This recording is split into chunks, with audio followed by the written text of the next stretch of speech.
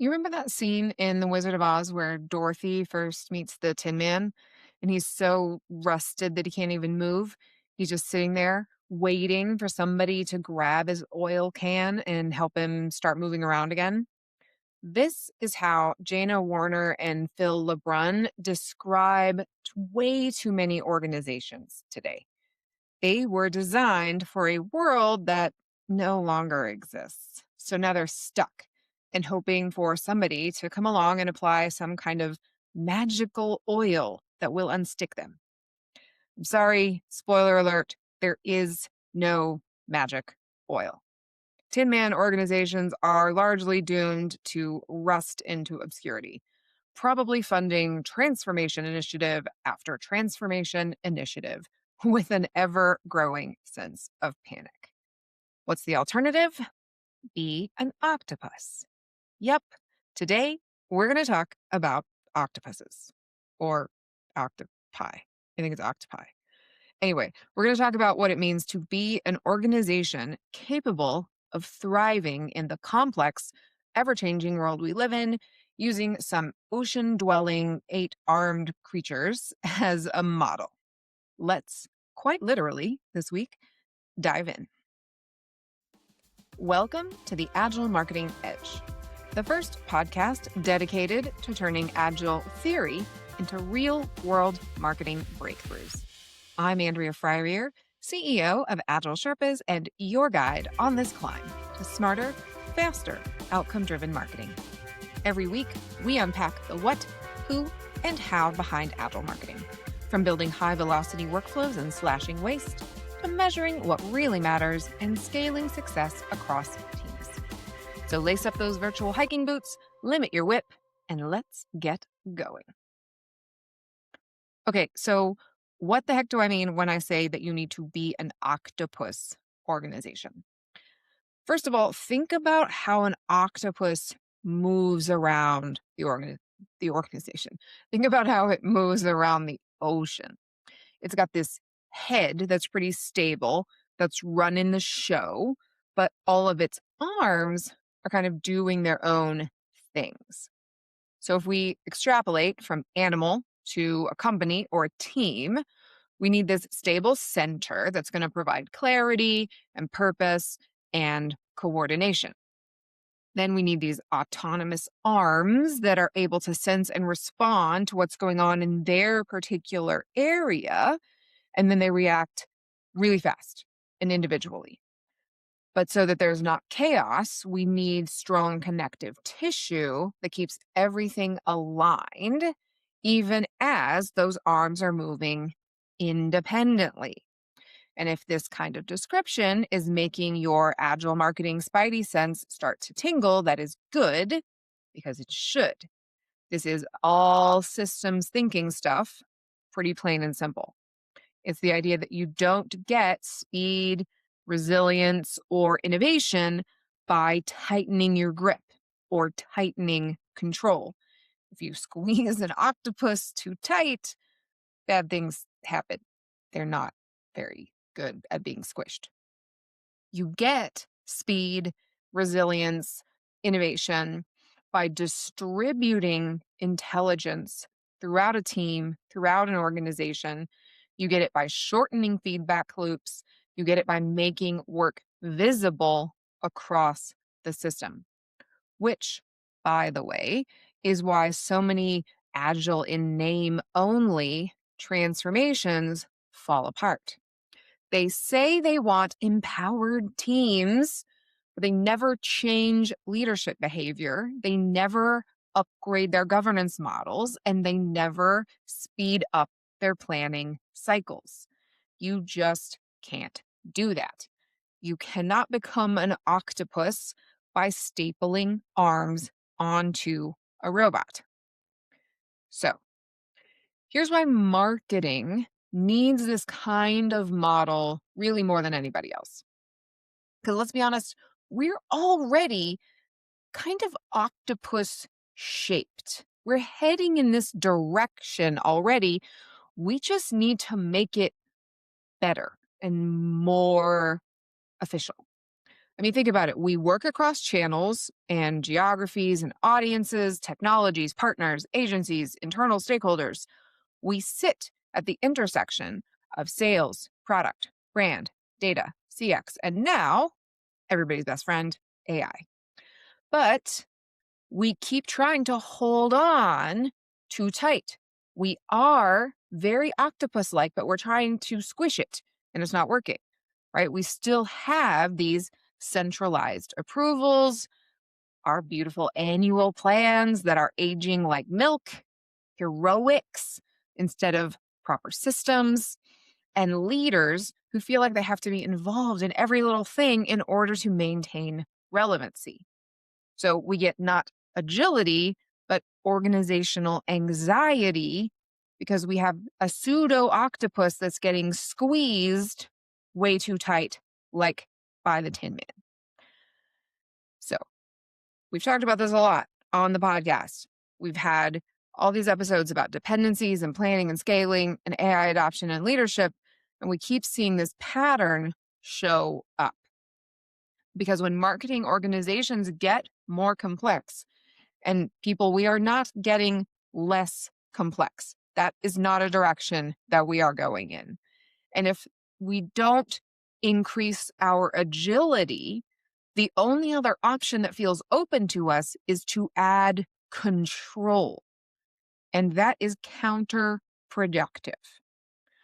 Because systems theory reminds us that control, things like blueprints and recipes that we can repeatedly follow with confidence, only work in a complicated world. And in a complicated world, things might be big and hard to deal with, but processes are knowable and they produce predictable results. You do A, and every time you will get B.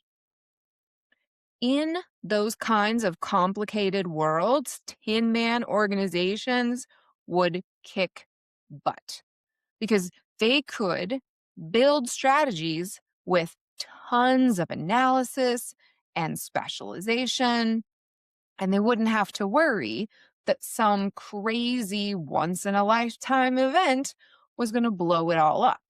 They could march Tin Man fashion down their road, confidently knowing that they had done all the things in order to keep going in a straight line down that road, and that they would hit their goal, reach their destination, and there wasn't going to be much need to bob and weave and move on the way. So, inflexible Tin Man, no problem. They could handle that kind of complicated world pretty easily. But as I'm describing this, if you are in marketing right now, uh, you were probably like, this is not my life. And this has never been your life because marketing, especially marketing, has not been complicated in this particular way for a long time. Now, don't get me wrong, it is complicated in that it's got a lot of moving parts, but not complicated in the systems thinking way, in that if you do A, every time you will get B. No, we are in complex, my friends. And I would argue that we have been living in complex ever since we got into digital marketing, which means that we have been here for decades now. And now, complex is where small changes do totally unpredictable things. And this is the point where you need octopus type teams, departments, and organizations. And the ocean turns out to be a great metaphor for how complexity works, because a change in one place that you might not even see can create totally unpredictable effects miles and miles away. So a change in the current far away in the ocean can bring a totally new type of fish or change the temperature in a part of the ocean hundreds of miles away. And so creatures that live in the ocean, like our friend the octopus, have to be able to respond and react to those things. For marketers, perhaps something like ChatGPT comes along. And now people who are buying our goods and services suddenly have a totally new option for research during their buying journey that never existed. And billions of people are now engaging with this completely new thing that was never in our plans and has never been part of our visualizations or funnels or any of these things. And it has enormous unseen effects rippling out across every conceivable part of what we do as marketers. Completely unpredictable effects across the entire funnel.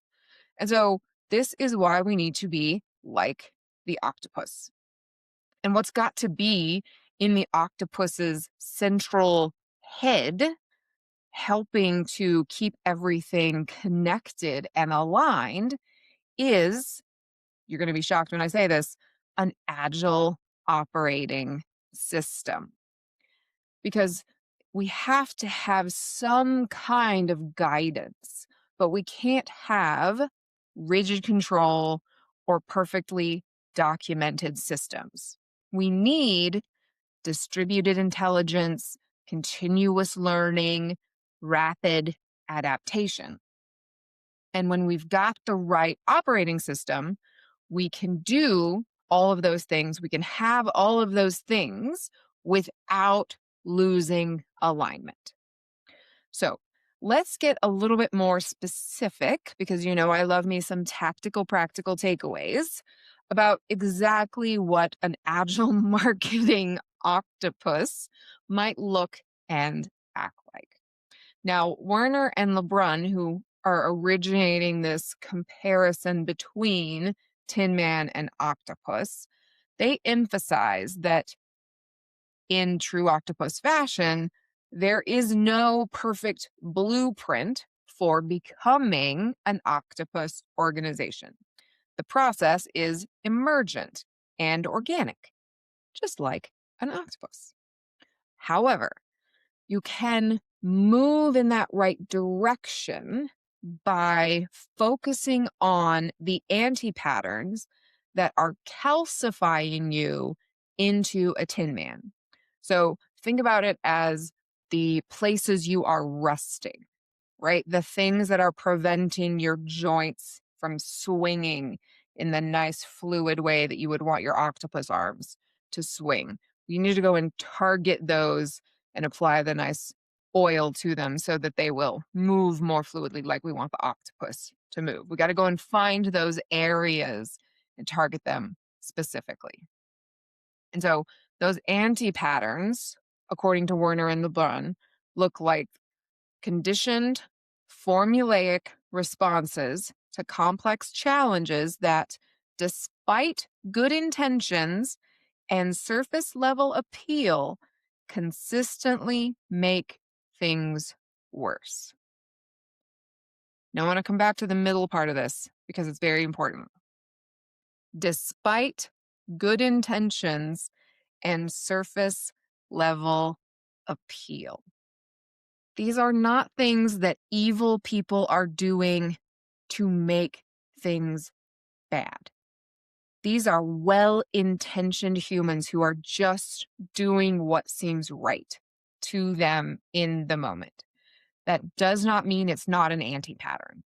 So just because somebody is trying their best and doing what has historically worked or what feels good does not mean it's not an anti-pattern.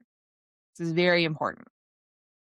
So, anti-patterns are these conditioned, formulaic responses that, even though they're based on good intentions and seem like a good idea, are nonetheless making things worse, getting you stuck in Tin Man patterns that are preventing you from being sufficiently responsive in the crazy world we live in now. Okay. Categories to help you identify said anti-patterns. 1, behaviors that compromise clarity. I'm looking at you, senior leaders who are not communicating priorities clearly to your teams. This is going to be one that probably has fallen in your lap. So, behaviors that are centered in the operating system, in the Agile Marketing Operating System, in the areas of planning, in strategy, and in visualization. Does the team know what the plan and strategy are? Are they clear on the difference between the strategy and the plan? Are we revisiting both of those things at a reasonable cadence? And then are they clearly documented and visualized? Are we measuring them and sharing the results of those measurements? So, behaviors around these components of the operating system may be calcifying you into a 10-man organization if they are compromising clarity. Second category of anti-pattern that you may want to pay attention to are behaviors that compromise ownership. Now, think about it. We have in an octopus 8 separate arms that each have to operate completely independently of the other one. You don't have arm number 1 who has to run around and approve the fish that every other arm is trying to catch.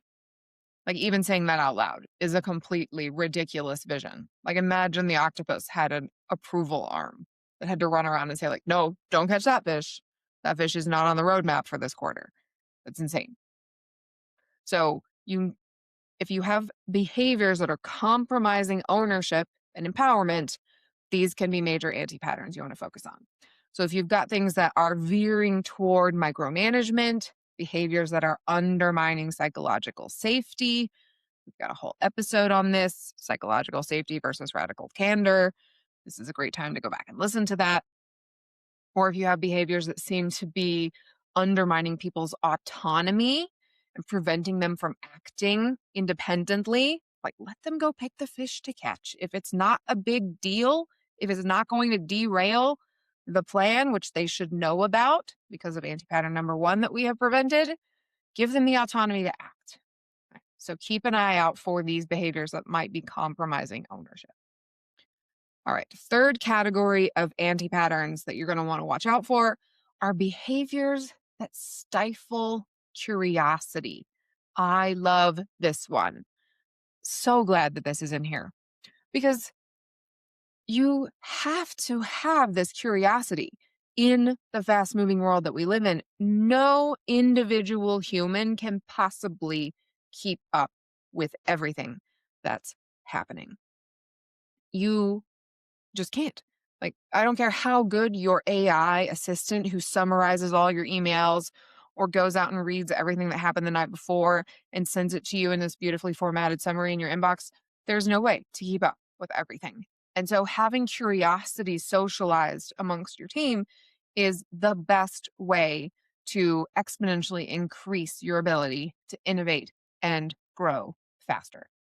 So if you have behaviors that are shutting down experimentation, poo-pooing ideas, veering toward the status quo, right? Status quo bias, we do not like, right? Makes us feel like the thing that we've always done is the safest choice.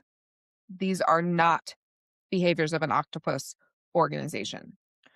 The other one here that is really critical right now, especially as we are moving into the age of agentic AI and adoption is really, in my opinion, going to start accelerating in a lot of teams and organizations, we have to get past information hoarding.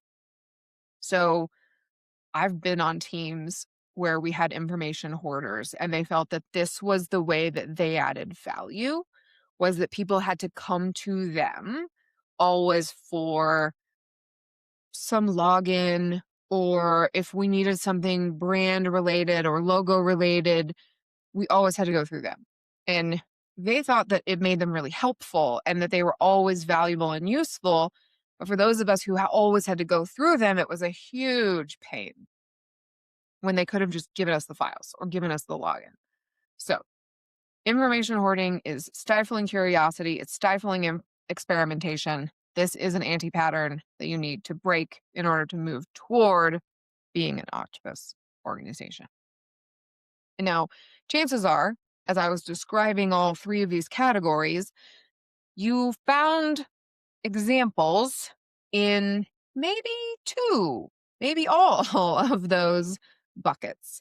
And you're wondering now, if you are a good agilist, how do I prioritize? Because you cannot attack them all at the same time. This is a great thing to be wondering. I hope that you were. What Werner and LeBrun recommend is when you find them, look for the ones that attract the most energy, which I love as like a prioritization mechanism. So maybe you've got a cynic or a skeptic in the organization who's already fed up with a particular anti-pattern. They're the one who's like, oh my God, I'm so sick of the information hoarding around this topic.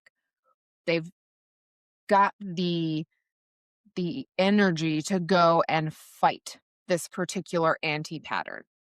Don't worry about the ROI. Don't worry about whether it's the actual bottleneck or some of the other criteria that we've talked about in terms of how to go and figure out which anti-pattern to tackle. These are not necessarily process-related problems. These are more systemic. They are, to keep our octopus metaphor going, squishier things that we are looking at here. And so just find something that's got energy behind it. I'm going to borrow some of the stories from Werner and LeBrun to help you see what we mean when we say energy. So one of the things that they shared was stopping something as a way to try and break these anti-patterns. So an example, Netflix stopped their formal vacation policy and tracking system and just replaced it with the policy of act in Netflix's best interest. Because the need to track and approve and manage everybody's vacation requests became this huge time suck. And it was calcifying and becoming this thing that was limiting their ability to innovate and be fast moving. And so they just made it go away. So they stopped something. And so another way that you can try to experiment around these ways to break your anti-patterns is to deliberately deviate from an existing process. So Google is another example here. So I know people have interviewed at Google, maybe you do too. And for a while, it was notoriously long and convoluted. So their interview process at one point had ballooned to like a dozen or more interviews and activities and things.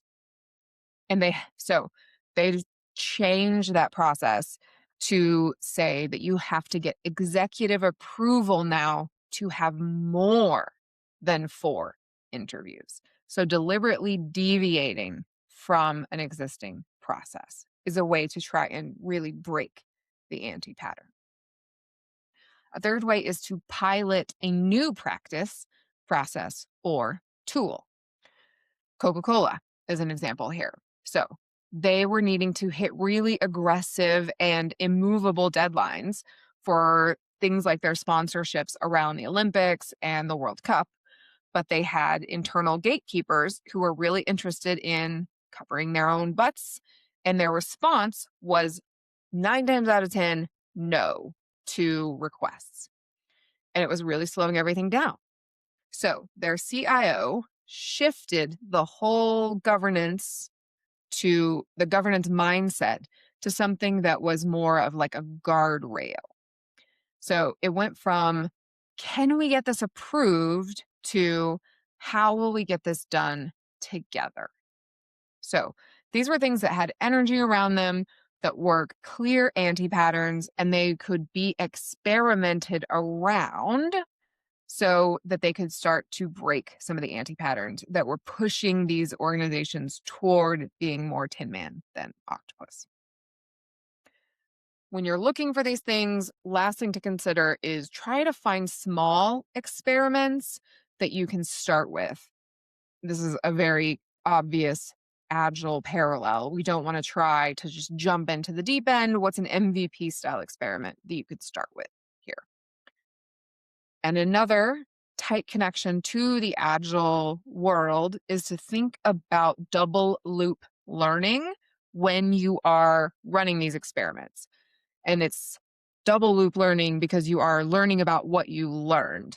So you want to just not analyze only your results. So not just how much faster could Coca-Cola get things approved, but what did you learn about the underlying assumptions and mental models that shape the experiments in the first place? So asking questions like, what happened that you didn't expect? What didn't happen that you expected?